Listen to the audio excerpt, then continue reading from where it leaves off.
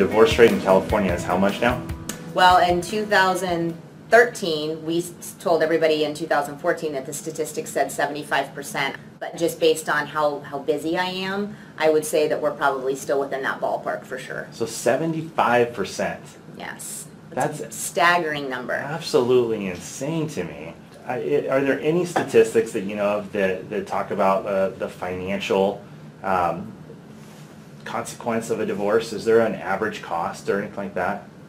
Well, again, I'm hoping we'll do a future show here on this with the new 2014 statistics, but the average litigated divorce costs $100,000 on each side, so a total of $200,000. And it can take anywhere from 1.5 years to 3 years to sometimes longer, just depending on the complexity of the case, your attorney's schedules, the court calendar. There's so many variables that are involved that can really drag that out and make it last a long time. So let's break that down a little bit, because I can't imagine a divorce on each side costing $100,000 just to litigate. There's got to be more into that equation. Is it also selling of a home or splitting assets?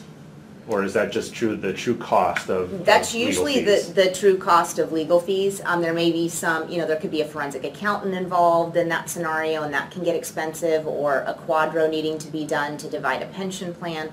So it's all divorce related. It doesn't necessarily mean that all that money is going in the attorney's pocket, but it's related to the conclusion of the divorce. Wow, I don't even know how people can afford to get divorced. I know. You would think that with the financial consequence that a divorce carries, that more people would figure out how to stick it out and not get to that level.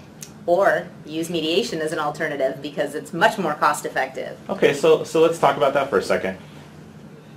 Mediation, as I know it and as you explained earlier, but just to recap, is basically the couple to jointly going to one person and talking about whatever their issues are and trying to resolve something. Do they, in mediation, come in with their kind of like needs or a list of their wants?